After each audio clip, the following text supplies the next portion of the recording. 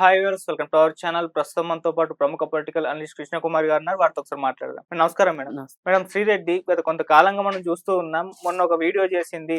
అందరికి కూడా క్షమాపణలు చెప్తూ చంద్రబాబు నాయుడు గారికి, పవన్ కళ్యాణ్ గారికి. ఇప్పుడు మరొక లెటర్ రిలీజ్ చేసింది. లోకేష్ అన్నయ్య నన్ను వదిలిపెట్టండి అంటూ ఒక పెద్ద 2 పేజీల లేఖనైతే మనం ట్విట్టర్‌లో పోస్ట్ చేసింది. అది సోషల్ మీడియాలో వైరల్ అయిపోతుంది. దీన్ని చూస్తే మనకు ఒకటి అర్థమైపోతుంది మేడం. ఆమె భయపడుతుంది.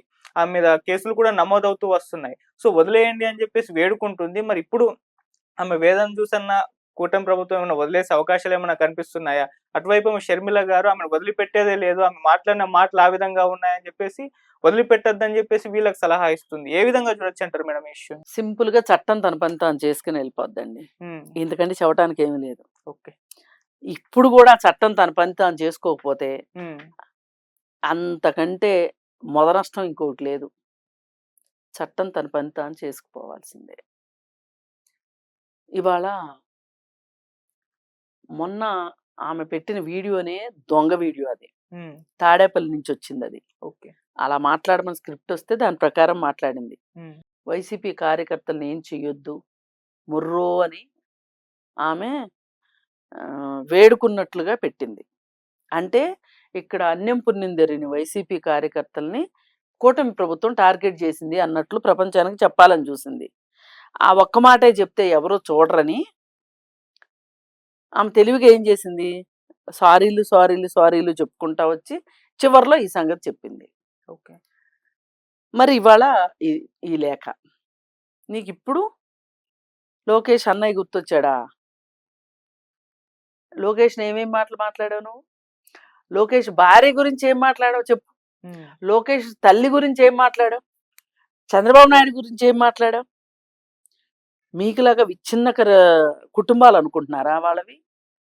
వాళ్ళంతా కలిసికట్టుగా ఉండే కుటుంబాలు వాళ్ళవి. హ్మ్. మీరంటే మీరంటే మీరు మీన్స్ నీ జగనన్న ఒక తల్లి లేదు, చెల్లి లేదు.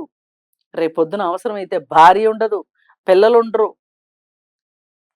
అలాంటి జీవితం నీ జగనన్నది. అందరూ అట్లా ఉండరు. కానీ వాళ్ళనన్నందుకు మాత్రమే వాళ్ళు యాక్ట్ చేస్తారు. చట్టాన్ని దాటి, చట్టాన్ని అతిక్రమించి మరి శ్రీరెడ్డి మీద చర్యలు తీసుకుంటారని నేనైతే అనుకోను గానీ, ఓకే. ఏం చేసినా చట్టానికి లోబడే చేస్తారు. హ్మ్. చట్టానికి లోబడే చెయ్యాలి గూడా. నువ్విప్పుడు అడిగినంత మాత్రాన ఈ లెక్కన ప్రతి వాళ్ళు బయలుదేరతారుగా. అనేసేసి అన్నయ్య, గిన్నయ్య అని లెటర్‌లు రాసేస్తే అయిపోద్దా? ఇప్పుడు ఒక బ్యాంక్ లూటీ చేస్తావు. మేనేజర్ అన్నయ్య అని దండం పెట్టేస్తే ఊరుకోవాలా? పోలీస్ కంప్లెయింట్ ఇవ్వకుండా? హ్మ్. లేదు ఒక హత్య చేస్తావు. ఓ వీడియో రిలీజ్ చేసేస్తే క్షమించమని చేసేయాలా? కాదు కదా!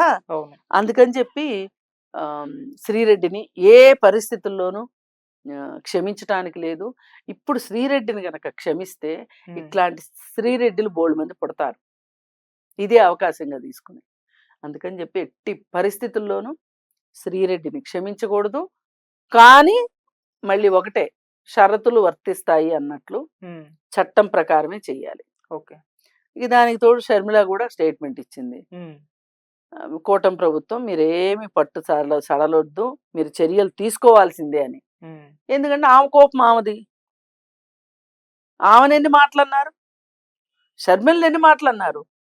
షర్మిలకి ఎంత బాధ ఉంటది. జగనన్న వదిలిన బాణాన్ని అని జనాల్లోకి దూసుకుని వెళ్ళిన మనిషిని ఆ బాణాన్ని వెనక్కి తిప్పి ఆమె గుండెల్లోనే పొడిచేటట్లు చేశారు. హ్మ్. పైగా చిత్రవద అయ్యే మాటలు మాట్లాడారు, పోస్టింగులు పెట్టారు. తల్లి ఈమె పక్కనుందని తల్లిని తిడుతున్నారు. పైగా ఈమె అసలు వీళ్ళకి పుట్టలేదు, వైఎస్ రాజశేఖర రెడ్డికి పుట్టలేదు అని మాట్లాడారు ఈ అవును. సోషల్ మీడియా వాళ్ళే. హ్మ్. మళ్ళీ వచ్చి ఇంకొక ఆమె వచ్చేసేసి ఆమె కడప చర్చి దగ్గర దొరికింది, వైఎస్ రాజశేఖర రెడ్డి బిడ్డ కాదు అన్నది. ఇప్పుడు ఆ తల్లి ఎంత బాధపడుతుంది? బాధపడుతుందా లేదా? అవును మేడం. 9 నెలలు మోసి హ్మ్. కని పెంచి పాలిచ్చి పెంచిన తల్లికి ఈ పిల్ల నీ పిల్ల కాదు అంటే ఆ కన్న పేగు ఎంత బాధ పడుతుంది. హ్మ్. ఇలా ఏ రకంగా చూసినా వాళ్ళ ఫ్యామిలీని వదలలేదు, అలాగే తెలుగుదేశం పార్టీ ఫ్యామిలీని వదలలేదు. ఈ మొత్తం దరిద్రానికి రామ్ గోపాల్ వర్మ దగ్గర నుంచి, కృష్ణమురళి దగ్గర నుంచి, ఆ వర్రా రవీందర్ రెడ్డి దగ్గర నుంచి ఇంకా అమాంబాబుతో ఒక్కొక్కళ్ళు బయటకు వస్తున్నారు. హ్మ్. ఇప్పుడు ఆమె ఎవరోనంట, ఆ, రెడ్డి బిడ్డని అని చెప్పి ఉమ్, ఆమె పేరేదో ఉంది. ఆమె వీడియోలు బయటకు వస్తున్నాయి. ఓకే. పచ్చి బూతులు, బండ బూతులు మాట్లాడుతుంది. ఉమ్, ఇప్పుడు ఆమె మీద కేసు అయింది. కావాలని పెట్టినవి కాదు కదా. అవును. ఆ వీడియోల ఆధారంగా కేసులు పెడుతున్నారు, ఒట్టిగా ఏం పెట్టట్లా. ఉమ్, కాస్త సంస్కారవంతంగా సమస్యలను దృష్టిలోకి తెచ్చేటట్లు రంగనాయకమ్మ గారు ఒక పోస్ట్ పెడితే ఫేస్బుక్ లో ఉమ్, మీరు ఆమెను శంకరగిరి మాన్యాలు పెట్టించారు. ఆమె ఆమె గడ్డి ఆమె తినేటట్లు చేశారు. మరి ఇంకొక జర్నలిస్టు యూట్యూబ్ లో ఒకటి వస్తే ఆయనకి ఫార్వర్డ్ చేసినందుకు గాను అర్ధరాత్రి అరెస్ట్ చేశారు. ఓకే. వాళ్ళు ఏం బూతులు మాట్లాడారని పెట్టారు? వాళ్ళు ఏం బూతులు మాట్లాడలేదు కదా, అవును. సమస్యల గురించి మాట్లాడారు. ఉమ్, తప్పే ఉంది, ఉమ్, వాక్ స్వాతంత్రం ఉంది కదా.